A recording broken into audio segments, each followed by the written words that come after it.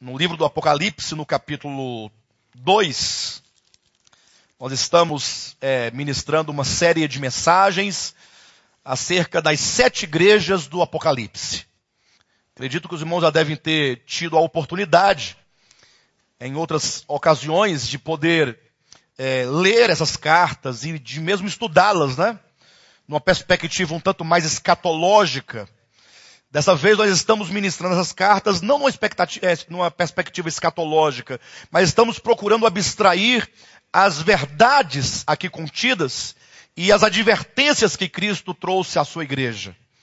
É importante que nós, ao olharmos para essas cartas aqui, carta à igreja em Éfeso, Esmirna, Pérgamo, Tiatira, Sardes e Filadélfia e Laodiceia, que nós possamos nos aproximar dessas cartas com um coração aberto, um coração desejoso de receber da parte de Jesus Cristo a sua orientação.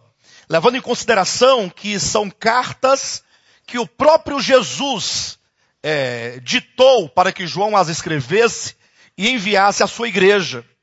Então, como eu disse aqui na abertura dessa série, na primeira mensagem, que no tempo que havia cartas, hoje em dia tudo está mudado, né? Hoje em dia tem WhatsApp, tem e-mail.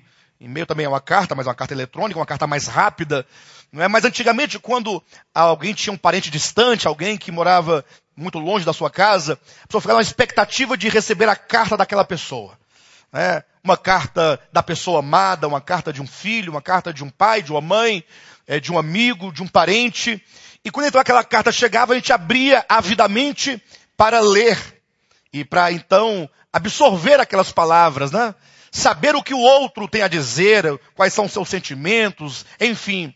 E do mesmo modo nós devemos também nos aproximar dessas cartas aqui do Apocalipse.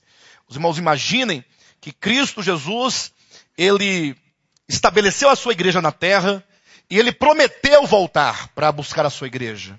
Ou seja, há uma promessa da sua segunda vinda. Jesus prometeu voltar e ele vai voltar, ainda que para nós às vezes pareça demorado.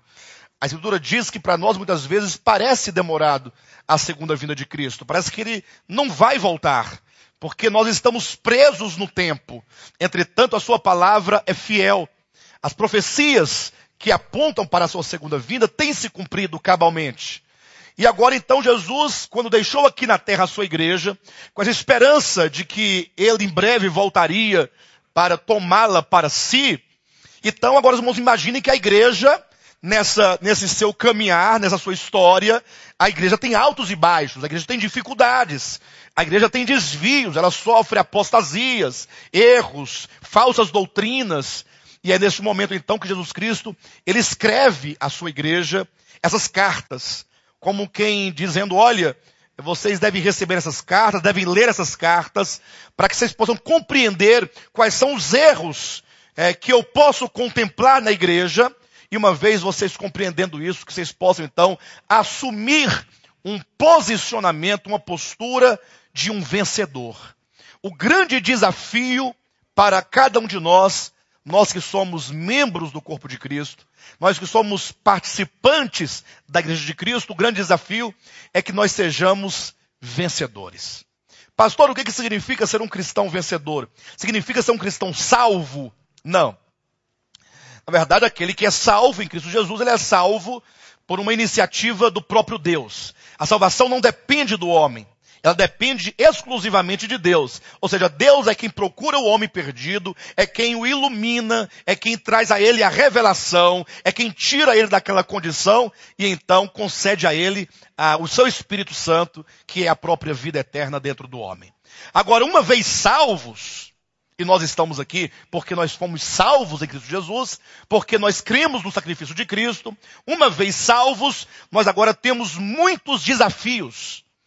E esses desafios são nos colocados aqui para serem vencidos. De maneira que aquele que vence as dificuldades pelas quais a igreja passa, aqueles que superam esses enganos, esses erros, e que então cultivam e desenvolvem um coração sincero, um coração verdadeiro diante de Deus, essa pessoa, ela é chamada de vencedor.